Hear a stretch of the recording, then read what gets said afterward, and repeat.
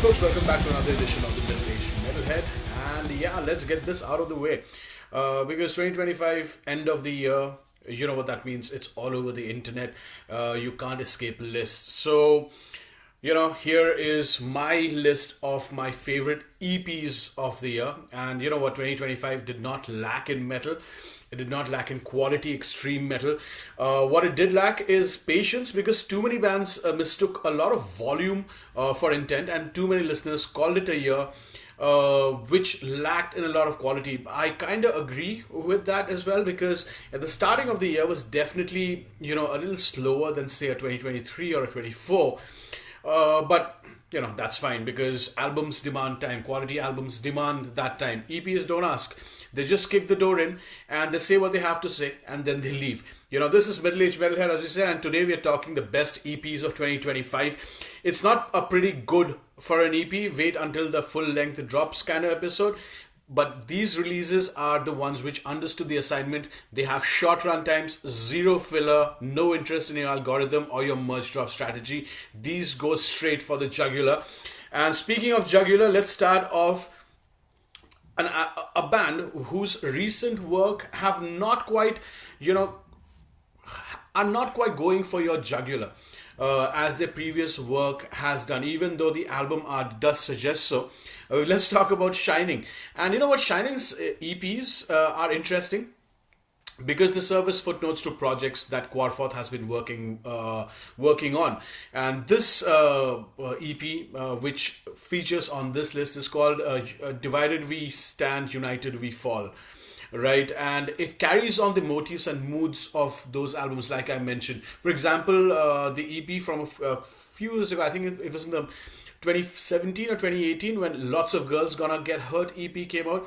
It continued that blackened melancholy of albums like 5, 6 and 7. Similarly, the current album, the EP which we're talking about, Divided We Stand, this and 2023's Doddin's EP carry the legacy and the mid-paced malice of that black and roll mood of the 2023 self-titled album. This EP, as all Shining EPs do, they have a lot of covers. This one has one incredible cover of Entombed's Chief Rebel Angel.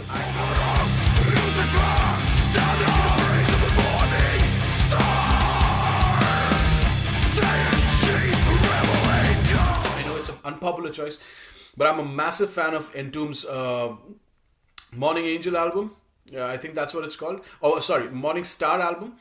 And I love that style. More than Clandestine as well. I know this might just get me banned from this channel here forth, but I absolutely love that album. It has an incredible cover of Chief Rebel Angel. There is a fantastic creepy cover, believe it or not, of an Alice Cooper song called Pick Up the Bones, and obviously a fantastic Danzig cover as well. And unlike other Shining albums and EPs, this release is definitely a nice change in their discography. What Nicholas is doing right now is, with his vocal range, it is much more front and center in this EP, and he's still going strong. However, as someone who enjoys Shining's, the early to mid black metal phase, I noted that it does not contain a lot of black metal or songs or motifs. It's still in that black and roll kind of thing. There's no pure black metal to be found here. However, I would highlight that the last track, Ugly and Cold, is the only, the closest he comes to black metal on this EP. It feels different from the rest. It seems a little out of place. It seems a little out of place from what he was doing in the 2023 album, self-titled Shining album, which they released as well, which he termed as a rebirth of sort for Shining as a project. So if this is the route that he's taking, I do not look for another Hamstad or a volume 6 or a volume 7. I hate bands who retread on their past glories. But if this is the direction which Nicholas Quarforth is planning to take this Shining project in, this is something which I'll be really, really interested. Because I understand, look, every band, a band such as Shining, who has been in the scene for like the past 25 years almost, has to experiment with different genres of, black metal or extreme metal from time to time. Otherwise, they just become very amorphous, very samey. It's very difficult to keep on doing what you're doing for such a long time. But then again, something about that last song of that EP really makes me wish that they do start playing black metal uh, one more time, because right now what they're doing is doing very mid-placed black metal. It's still black metal. It's a lot of black and roll, but going back to that melancholic, that depressive kind of black metal which they play, there's no other band which does it better than Shining. So yeah, Shining, the first choice of this list. Moving on very quickly to number 5. This is another fantastic EP from End All Life Productions. This is De Martyrer. I hope I didn't butcher that, but yeah, De Martyrer from France, and they are an industrial black metal industrial black metal project essentially. And industrial black metal in fact is a subgenre that's frequently invoked by the faithful, a mixture of that old school darkness and that modern cityscape hellishness, which is why these French bands do it so well. I always get that feeling that instead of all the folk elements which a lot of these Norwegian and Scandinavian bands bring in, the city, the sound of the city, the darkness of the city is something which is captured very, very well by French bands, which is why the French black metal bands sound so unique. And it's a genre that's often done well, but not always original. There's not a lot of originality currently, which is there in the scene. Sure, there are precursors and originators of that style, like your Mysticums of the world, or your Black Lodges of the world, or even some sections of Norheimsgard is there. They have that influence, and that is felt. However, there are bands which walk a unique path, who carve a unique path or forge a path forward.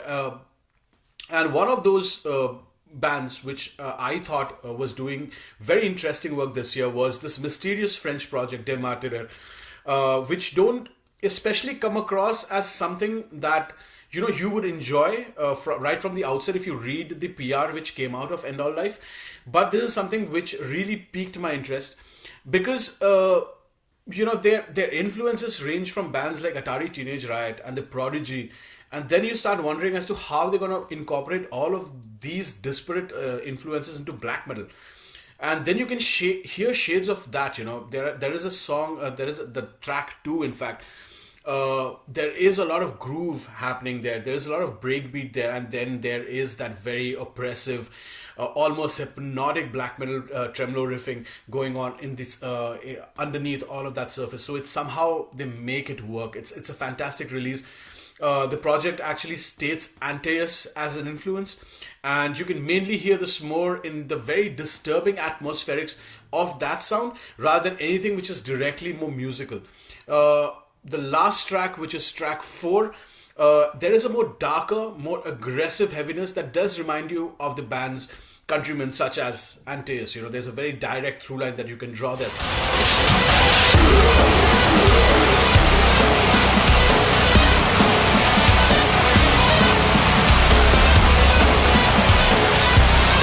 Obviously, there's a long way to go for this project to reach those elevated heights.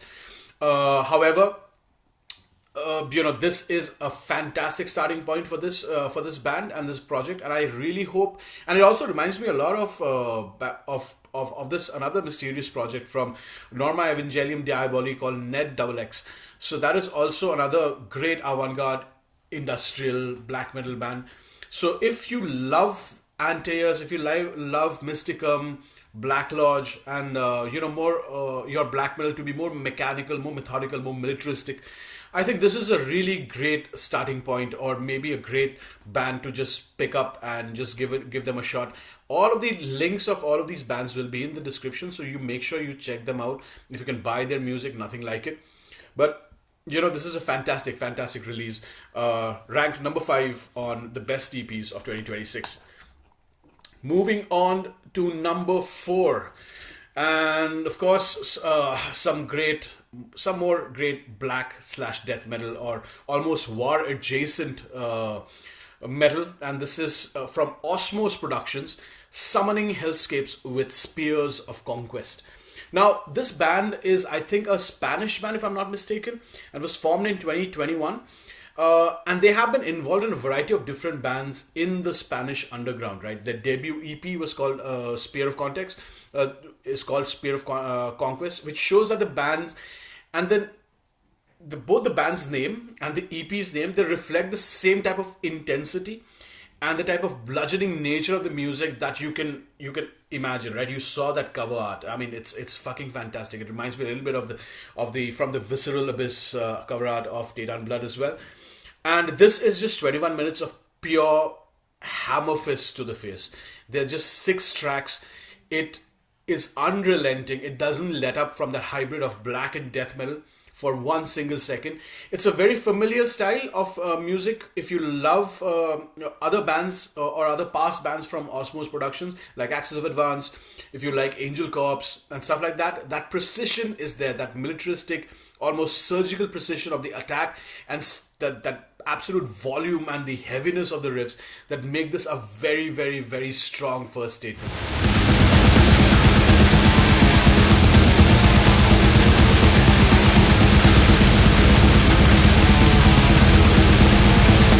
Like I said, there's a lot of familiar elements at work on Summoning Hellgates. Look, this band is not trying to recreate the wheel, right? Yet the strength of those riffs, like I mentioned, and the vocals have kept me coming back to this, to this EP since the time it came out, at the latter part of the year. There's a lot of precision in the attack. There are subtle shifts behind all the madness. The songs are a little, they are distinguishable, but they are also very dynamic in their approach, and they keep from going stale. A lot of things which happen in that war adjacent or war metal category is in the sake for searching for a lot of brutality. A lot of bands keep on doing the same thing over and over again. It is just the unfortunate fact, but it is what it is. This genre lacks a lot of dynamism at times because it's just straight blast, and people tend to forget that you have to write great songs around that as well. But this material, it seems like it has been in the work for a decent amount of time. It's not like they recorded it in one go and they released it. It sounds like a band like last year's Primitive Warfare album. It sounds like the band has been working on this for a while, and they have crafted it very, very carefully before releasing it and unleashing it on the public. And this is a very, very, very strong foundational piece, and I look forward to hearing what this band has going up next. And obviously, when you are in a stable like Osmos Productions, who are just an elite tier extreme metal label, things can only go up. It's a fantastic album. It's a fantastic EP. So ensure that you check it out, and if you can get it through one of our distros, please do get yourself a copy of Summoning Hellgates' EP, Spears of Conquest. Now, moving on to number 3. So number 3 is a demo/EP, right? And this was discovered by me while I was just trawling the YouTube for new albums or new sounds to discover. And this is a band or a project called Shahanshah, and it's the EP's name is Faryad Barpakhiz Rastakhiz. I hope I've pronounced that correctly. It's a self-released EP. They're not signed to any label, and Shahanshah is the sole project of Aruna Shivan Ismaili, right? And he is a part of multiple Iranian bands, I think. I don't know if he actually lives in Iran. But it is a new recording that captures the very Archimedes themes of, say, witchery and glory, as it, these are battle hymns essentially. There are just 3 tracks to this EP, and if you like projects such as Grand Belial Ski, if you like your black metal or if you like your black metal or extreme metal with a lot of classic rock influences and classic rock riffery, this is a project well worth your time. This, like I said, they are just 3, as Shahanshah calls it, 3 anthems of galloping desert melodies and swirling arabesque tunes. And this is, like I said, it's more aligned towards Grand Belial Key's albums such as Judo-Based Assassination and Kosherat and stuff like that. This EP opens with a recording from the Iran-Iraq war, featuring an alarm announcing something along the lines of, "Attention, you're about to be bombed." And those sirens are taken from actual sounds, apparently, heard during the time when Saddam's armies were attempting to invade and instill fear. So, very confrontational recording. I would think there is the third track, like I meant, as I was mentioning, Grand Bilal Ki, the third track called Divesepid is reminiscent of, say, a Tender Heart manifesto. You know, it has that extreme metal, but it has a lot of those very classic rock, southern rock groove going on with those riffing as well. In fact, even the second track incorporates many motifs from bands like Metallica.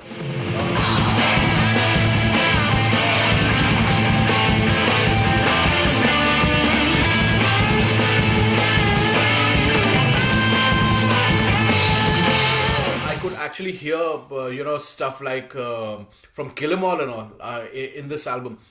So there is a very unique twist to the sound. This is, again, like I mentioned, if you like bands like Trivax, if you like bands like Swalder, and even bands like Damar, this should be right up your alley. It's a very confrontational album. It's very hard. I've been trying to get a hold of a physical copy, and I actually wanted to order it off their Big Cartel or their or Bandcamp or wherever the fuck it's available. I have only managed to hear it on YouTube. I can't manage to get it, but yeah, if it is possible, this is an EP which I would love to own, and I am 110% sure that if you like the bands that I've just referenced, you will absolutely love Shahanshah's, Faryad Barpaki's, Rastakhi's. Now, very quickly, let's move on to number 2. And number 2 is a band which has been one of my favorite bands in the current scene, and I loved their last album, the 2024's Stygian Rose. And number 2 is Crypt Sermon with Saturnian Appendices. These guys are modern doom royalty, right? Philadelphia doom band. They are. This album, usually when bands such as this, they release these albums or EPs, like with Shining earlier as well, this tend to be like footnotes, like capping off album songs, or capping off material essentially which was written during the writing of an album. However, this is more focused, there's less of a footnote and more of, like, say, a blood-soaked codex. The band themselves described this as B-sides, but don't get it twisted. This is not any kind of B-side material that you would expect from a band of this level and of this caliber. These songs fucking go hard as fuck. They echo with the same weighty grandeur of unrelenting melancholia that made the last full-length one of 2020's best epic doom albums. The vocalist Brooks Wilson, he sounds like this preacher wading into a cathedral long abandoned by everything that is holy and good. And he, in fact, described these songs as illuminating the shadowed thoughts of the narrator from their previous album, right? This album is jam-packed with philosophy, despair. The riffs are monolithic sized, right? This is a fantastic fucking album. When I played it for the first time, I did not see the last track of this album, and it was fascinating me because it just came out of nowhere and it hit me out of nowhere. And that is a cover of MAMH's De Mysterious Dom Satanas.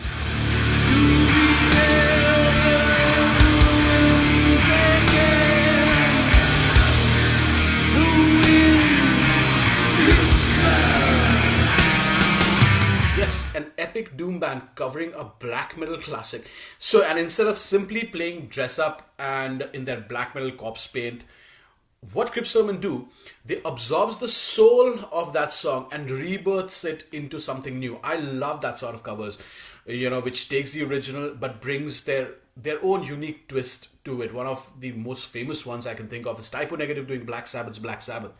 You know for a fact what's going on, but there's so much of Typo Negative in that song. And similarly here, it's a Mayhem song, but there's so much of Crypt Sermon's epic doom stylings here. And it's genuinely impressive how seamless this cover fits in with the rest of the EP. It doesn't feel like a bonus track. It doesn't feel like a nod, nod, wink, wink, that, see how smart we are. It feels essential. It feels like it needs to belong there. So, in my opinion, Saturnian Appendices, another notch in Crypt Sermon's already masterful discography. This band continues to prove why they're just not torchbearers for epic doom, but also artists who push the genre beyond their genre conventions. And that is something which is very, very important. So that's what it is. Crypt Sermon's Saturnian Appendices EP, number 2, the second best EP of the year. And let's move on to number 1, numero uno, the best EP of the year. And could it be anything else? In a year full of chock-a-block of great black and death metal, India's Tetragrammacide. Cybertantric paradigm of Radical Srividya. I think they are signed on to Iron Bonehead. And I firmly believe that these musicians are the best sonic juggernaut in the history of Indian extreme metal. When it comes to extreme, I don't think anyone bludgeons the senses as much as Tetragrammacide do. No matter what they create, be it a demo, be it a split, be it an EP or a compilation or a full-length album, they always manage to shatter any sort of preconceived notion of what extreme metal or of what war metal or this bestial death metal, whatever nom de guerre you want to put there. They just happen to smash those expectations. Their approach is just bold, unapologetic, even though they tend to be very, very mysterious. But they are loud. They are challenging, especially for people who are not who are not into this kind of music. They're very aggressive. They're very chaotic, and they're very confrontational.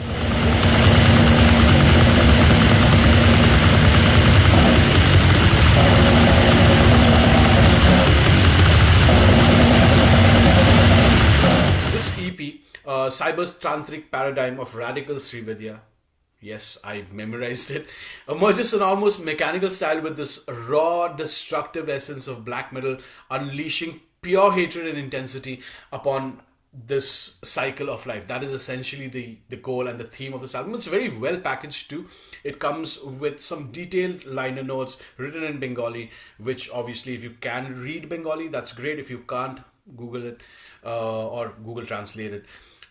There are very distorted soundscapes here. There is harsh noise. There are chants before transitioning into very rapid and raw and brutal war metal. It prominently features a lot of tremolo picking, as you would expect, a lot of blast beats, as you would expect, and with the vocals, in fact, are uncompromisingly ferocious and almost feral in nature. This is some of the best vocal takes that you will hear all year in all of extreme metal. The tracks, in fact, are lengthy by their standards, by Tetragrammacide standards, and the production is something which I absolutely loved. Look, the previous album, Typotantric, that was a lot more cleaner, for the lack of a better word, than how they sound here. This is a throwback to the 2017 release, Primal Incinerators of Moral Matrix. That is, in my opinion, where Tetragrammacide has sounded at their most lethal best. And in this recording, they incorporate a lot of elements of war metal, black metal, death metal, and even a lot of grindcore and harsh noise to craft a very, very, very powerful set of songs. In fact, if I have got this right, and I know this from someone who's very close to the band, or rather very close to that setup, is these songs are actual outtakes from 2017's Primal Matrix, the Primal Matrix release. The production here is dark, like I mentioned, it's unrefined, it's fuzzy, and while the lyrics delve into themes of Tantra, the left-hand path, Eastern occultism, theosophy, chaos, and apocalyptic concepts, it is still a band which, in my opinion, if you have heard extreme metal for a sizable amount of time, this is also a band which is quite accessible, for the lack of a better word. There were times while listening to this that I was actually grooving. It'll make your head go like, yeah, you know what, I get it. I understand what's going on. Ultimately, I ended up appreciating this album more than I initially expected. Well, but for if you are not into this kind of music, if you are someone who has recently got into extreme metal and exploring the various subgenres, this will be a tough nut to crack, at first, because it might be off-putting. It might be just volatile noise coming at you. However, the secret lies in allowing yourself to just adjust and just understand like all the nuances that are happening. You need to find that anchor. And once you get it, there's no other band currently in the Indian scene which is doing stuff which Tetragrammacide are doing.